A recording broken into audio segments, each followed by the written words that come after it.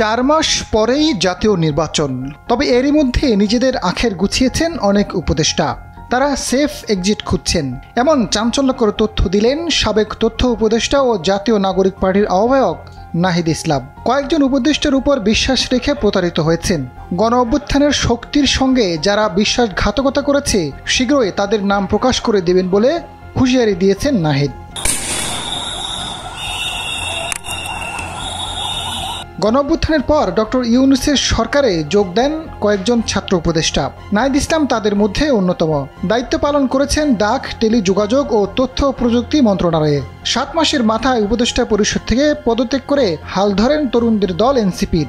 পদত্যাগের পর উপদেষ্টা পরিষদ ও তাদের কাজ নিয়ে কোনো মন্তব্য না করলেও 6 মাস পর মুখ খুললেন নাহিদ। অনেক উপদেষ্টা রাজনৈতিক দলের সঙ্গে লিয়াজু করে রেখেছে দাবি নাহিদের। তিনি জানান, অনেকেই বিভিন্ন রাজনৈতিক দলের সঙ্গে আঁতাত করে ফেলেছেন। তারা নিজেদের সেফ এক্সিটের কথা ভাবছেন। তারা মনে করছেন তাদের ক্ষমতায় টিকিয়ে রেখেছে রাজনৈতিক দলগুলোর সাপোর্ট। এই সাপোর্ট ছাড়া তারা সরকার পরিচালনা করতে পারবেন না। রাজনৈতিক দলগুলো নানা বাধা দিয়েছে বলে অভিযোগ করেন নাহিদ। গণ অভ্যুত্থানের শক্তি সাধারণ মানুষ যারা রাজপথে নেমেছিল, জীবন দিতে গিয়েছিল, তাদের উপর বিশ্বাস করলে উপদেষ্টাদের এই বিচ্যুতি হতো না।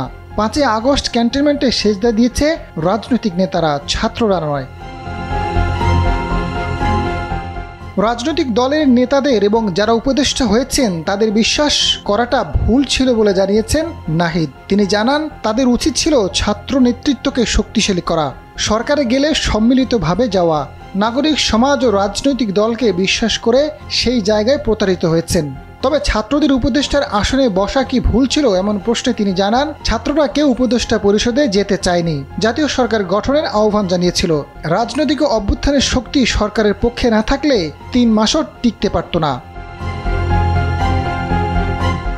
বর্তমান সরকার ও উপদেষ্টাদের নিয়ে নানা অভিযোগ করলেও এখন পর্যন্ত কারো নাম প্রকাশ করেননি নাহিদ। তবে ঠিক কবে নাম প্রকাশ করবেন সেই বিষয়ে কোনো ইঙ্গিত দেননি তিনি।